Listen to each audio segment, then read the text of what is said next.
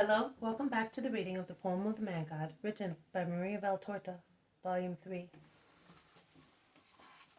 Chapter 276, Part 2, In the Garden of Mary of Magdala, Love for One's Neighbor. That is why one must take greater care of the spirit than of the body of the brother. It would certainly be a very poor love if it took care of what is perishable, neglecting what is not perishable, and which, if neglected, may lose eternal joy. Too many people tire themselves with useless things, and worry themselves about what is of comparative merit, losing sight of what is really necessary. Good sisters and brothers must not worry only about keeping clothes tidy and having meals ready, or helping their brothers with their work, but they must bend over their spirits and listen to their voices, perceive their faults, and with loving patience busy themselves to give them a wholesome, holy spirit. If in those voices and faults they see a danger for their eternal lives, and if their brother has sinned against them, they must forgive them and get God to forgive him through his return to love, without which God will not forgive. It is written in Leviticus, "You must not bear hatred for your brother in your heart. You must openly tell him of his offense. This way you will not take a sin upon yourself because of him." But there is an abyss between not hating and loving. You may think that aversion, detachment, indifference are not sins, because they are not hatred. No, I have come to bring new light to love, and consequently to hatred, because that what makes the former shine in every detail makes every detail of the latter shine as well. The very elevation to high spheres of the former brings out, as a consequence, a greater detachment from the latter, because the higher love ascends, the lower hatred seems to sink. My doctrine is perfection. It is refinement of feelings and judgment. It is truth without metaphors and paraphrases. And I tell you that aversion, detachment, and indifference are already hatred, simply because they are not love. Hatred is the opposite of love. Can you find another name for aversion? For being detached from a being, for indifference? He who loves has a liking for the person loved. So if he dislikes him, he no longer loves him.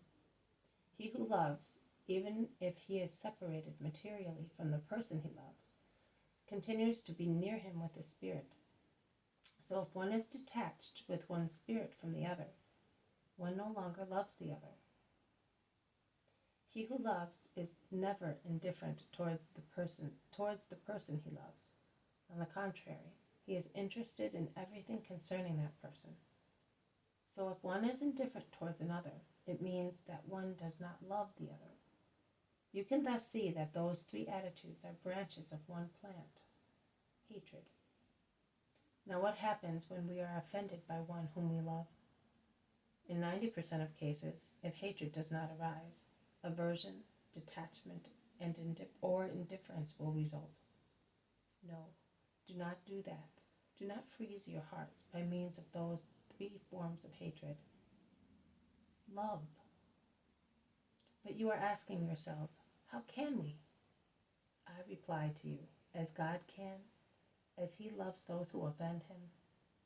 A sorrowful but still good love, you say. How can we do that? I am giving a new law on the relationship with the guilty brother, and I say, if your brother offends you, do not humiliate him by reproaching him in public, but urge your love to cover up your brother's fault in the eyes of the world, because great will be your merit in the eyes of God, by barring out of love every satisfaction to your pride. Oh, how man loves to let people know that he was offended and grieved thereby. Like a foolish beggar, he does not go to a king asking for alms and gold, but he goes to the other foolish beggars like himself, asking for handfuls of ash and manure and mouthfuls of burning poison. That is what the world gives to the offended person, who goes complaining and begging for comfort. God, the King, gives pure gold to him, who, being offended, goes without any grudge to weep only at his feet and ask him love and wisdom for comfort of love, and how to behave in the sorrowful circumstance. Therefore, if you want comfort, go to God and act with love.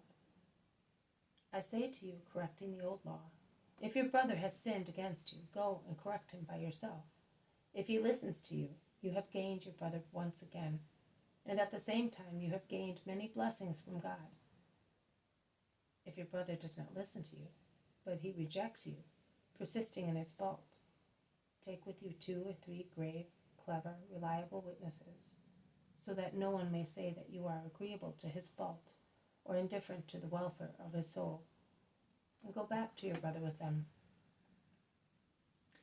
and kindly repeat your remarks in their presence, so that the witnesses may be able to repeat that you have done everything in your power to correct your brother in a holy way, because that is the duty of a good brother, since the sin committed by him against you is detrimental to his soul, and you must take care of his soul. If that is of no avail, inform the synagogue, so that he may be called to order in the name of God. If even so he does not make amends, and he rejects the synagogue or the temple, as he rejected you, consider him as a publican and a Gentile. Do that both with your full brothers and with the people you love, because also with your remote neighbor you must behave with holiness, generosity, flexibility, and love. And when it is a lawsuit, and it is necessary to go to court, and you go with your adversary, I tell you, O man, who often find yourself in greater evils through your own fault, to do everything in your power, while you are on the way to make your peace with him, whether you are right or wrong, because human justice is always imperfect, and a shrewd man generally defeats justice, and the offender might be considered innocent, while you, who are innocent, might be found guilty. And then not only your right would not be acknowledged, but you would lose the case, and from being innocent you would be found guilty of slander, and so the judge would hand you over to the law executor, who would not let you free until you had paid down to the last penny. Be conciliating. Does your pride suffer by it? Very well. Is money squeezed out of you? Better still. Providing your holiness increases. Do not feel nostalgia for gold. Do not crave for praises. Let God praise you.